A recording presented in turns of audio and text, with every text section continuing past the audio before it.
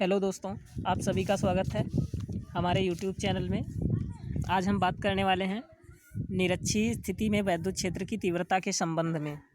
तो चलिए बिना देरी किए हुए देखते हैं। तो सबसे पहले आप लोग इसका फिगर देख लीजिए। एक वैद्युत द्विध्रुव आघूर्ण है जो -q और +q आवेश से मिलकर बना है, जिसका मध्य बिंदु O है। मध्य बिंदु O से निरक्षीय स्थिति में एक बिंदु P स्थित है, जिस पर हमें -q और +q आवेश के कारण वैद्युत क्षेत्र की तीव्रता ज्ञात करनी है। माना बिंदु P वैद्युत द्विध्रुव AB की लंब अर्धक रेखा पर उसके मध्य बिंदु O से r दूरी पर स्थित है।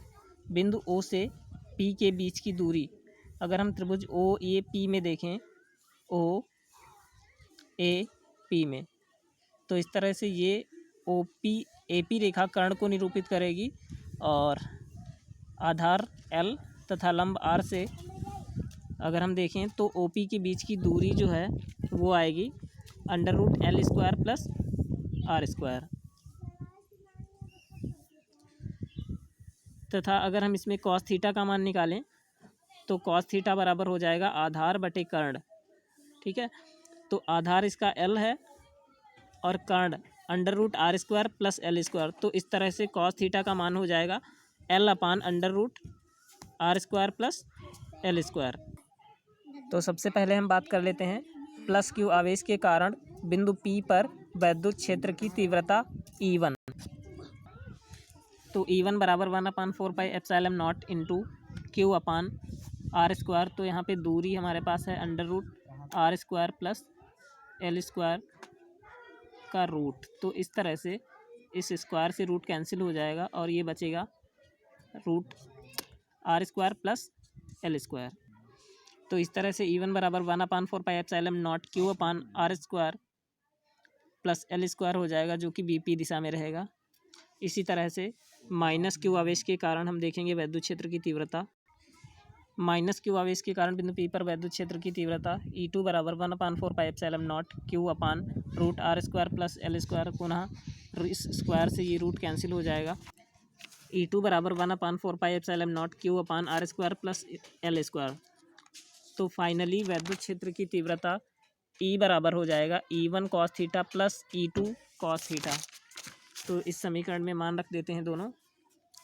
E बराबर E1 का मान है 1/4πε0 × q/√R² + L² plus cos theta के साथ cos थीटा प्लस E2 का मान रखेंगे तो ये भी है 1/4πε0 × q/r² + L² cos थीटा। तो यहाँ से हम 1/4πε0 q/r² + L² को कॉमन ले लेंगे तो ये बचेगा cos थीटा और cos थीटा। तो ये हो जाएगा 2 cos थीटा। अब यहाँ पे cos थीटा का मान रख देते हैं, जो कि cos थीटा का मान आया था L/√L² + R²।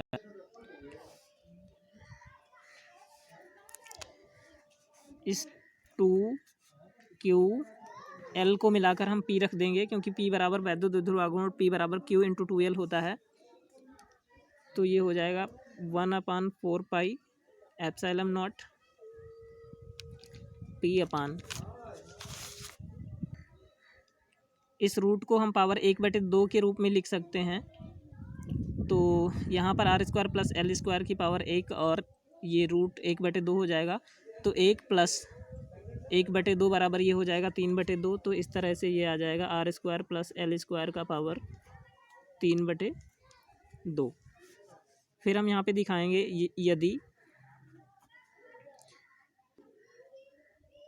R is very greater than L, तो L बराबर हम 0 रख देंगे यहाँ पर।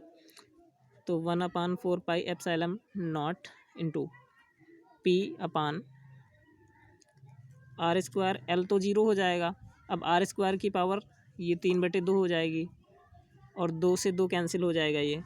तो हमारे पास ये जो बचेगा 1/4πε0 × P/r³। तो इस तरह से निरक्षीय स्थिति में वैद्युत क्षेत्र की तीव्रता आती है E बराबर 1/4 pi epsilon not P upon are cube, जबकि अक्षीय स्थिति में वैद्युत क्षेत्र की तीव्रता 2P अपान आर क्यूब आती है। चलिए इसके बाद हम बात करते हैं किसी वैद्युत द्विध्रुव के कारण वैद्युत क्षेत्र की तीव्रता। तो माना ये कोई वैद्युत द्विध्रुव है, माना एक वैद्युत द्विध्रुव AB है जो +Q व -Q आवेश से बना है, जो एक दूसरे से r दूरी पर रखे गए हैं, जिनके बीच की दूरी 2L है। माना इसका द्विध्रुव आघूर्ण P है, जिसकी दिशा अक्ष के अनुदिश धन से ऋण की ओर है। द्विध्रुव सदिश है, अतः इसे दो घटकों में बांट सकते हैं, OP के अनुदिश P cos थीटा तथा OP के लंबवत। एक तो OP के अनुदिश तथा दूसरा OP के लंबवत P sin theta. P cos theta के कारण वैद्युत क्षेत्र की तीव्रताएं क्रमशः E1 व E2, E1 तथा P sin थीटा के कारण E2 है। P cos थीटा के कारण वैद्युत क्षेत्र की तीव्रता E1, जबकि P sin थीटा के कारण वैद्युत क्षेत्र की तीव्रता E2 है। तो इस तरह से फाइनली E बराबर √E1 square plus E2 square. तो E1 बराबर 1/4 pi epsilon naught into 2P cos theta upon are cube, जबकि E2 बराबर 1/4 pi epsilon naught into P cos theta P sin theta upon are cube. E1 और E2 के मान क्रमशः हम इस समीकरण में रख देते हैं, फाइनल E बराबर √E1 square plus E2 square में। तो E1 और E2 के मान रखने के बाद हम इसमें से 1/4 pi epsilon naught Q upon r P upon, क्योंकि यहाँ पर P आया हुआ है दोनों में, P अपान आर क्यूब को कॉमन ले लेंगे तो ये बचेगा हमारे पास रूट में 2 cos स्क्वायर थीटा, क्योंकि यहाँ पर स्क्वायर दिया गया है इसलिए ये स्क्वायर हो जाएगा और रूट को वैसे ही रहने देते हैं। और ये जब हम बाहर कॉमन लेंगे तो रूट से बाहर आ जाएगा और इसका स्क्वायर से रूट कैंसिल हो जाएगा। तो ये बचेगा 2 cos square theta plus sign square theta. Sorry, इस संख्या 2 का स्क्वायर भी हो जाएगा तो ये हो जाएगा यहाँ पर 4 cos स्क्वायर थीटा। अब हम इस 1/4 pi epsilon not P upon are cube में √4 cos स्क्वायर थीटा को 3 cos square theta plus cos square theta में चेंज कर देंगे, क्योंकि 3 cos square theta plus 1 cos square theta, ये जो 4 था इसको हम 3 + 1 में तोड़ देंगे और फिर इसके साथ प्लस में साइन स्क्वायर थीटा था, और ये sine square theta plus cos square theta बराबर 1 होता है।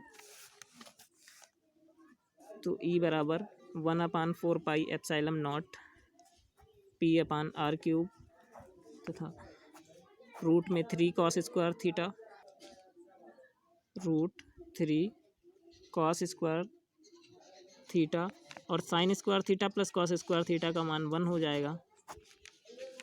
तो फाइनली हमें ये फॉर्मूला मिलेगा, E बराबर 1/4 pi epsilon not P upon are cube √3 cos square theta plus 1। यदि परिणामी क्षेत्र की तीव्रता E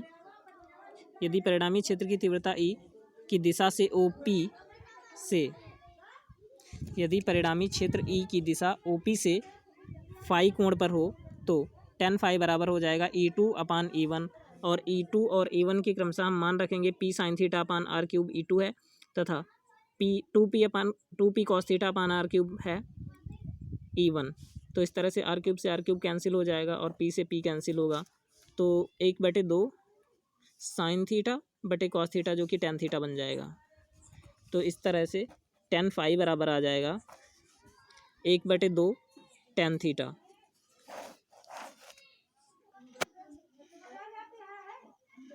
वैद्युत क्षेत्र में रखे द्विध्रुव पर लगने वाले बलयुग्म का आघूर्ण। तो बलयुग्म का आघूर्ण टाउ होता है, तो इस तरह से टाउ बराबर हो जाएगा बल गुणे लंबवत दूरी। टाउ बराबर बल F है और लंबवत दूरी 2L साइन थीटा। फिगर से ये लंबवत दूरी जो है 2L साइन थीटा होगी। वैद्युत क्षेत्र की तीव्रता E बराबर F/Q0 से अगर हम F का मान निकालें तो F बराबर हो जाएगा E इंटू Q।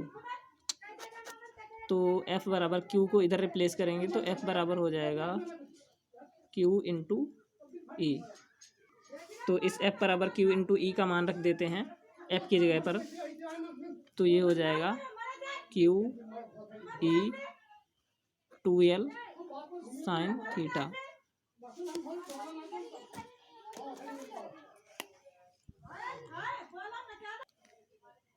पुनः 2L और Q की जगह पर हम P रख देंगे, तो इस तरह से P E साइन थीटा हो जाएगा। ये टाउ बराबर PE साइन थीटा। इसे अगर हम सदिश रूप में लिखना चाहते हैं तो ये हो जाएगा टाउ बराबर P vector cross E vector, क्योंकि P क्रॉस E का मान होगा PE साइन थीटा, जबकि डॉट के लिए कॉस थीटा आता है। तो यहाँ पे साइन थीटा आया था, इसलिए ये टाउ बराबर P cross E vector, P vector cross E vector हो जाएगा, जहाँ पे P वैद्युत द्विध्रुव आघूर्ण है और E वैद्युत क्षेत्र की तीव्रता। दोनों ही सदिश राशियाँ हैं।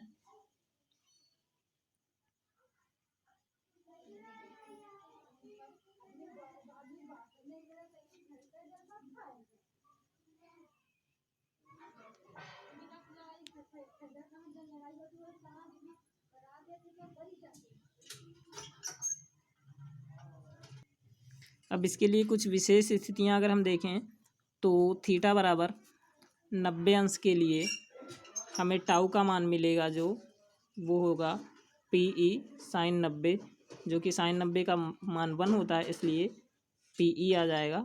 और ये टाउ की मैक्सिमम वैल्यू होगी, तो टाउ मैक्स बराबर हो जाएगा टाउ मैक्स बराबर PE, टाउ मैक्स बराबर PE हो जाएगा। तो दोस्तों प्लीज़ हमारे चैनल को लाइक शेयर और सब्सक्राइब करें। धन्यवाद।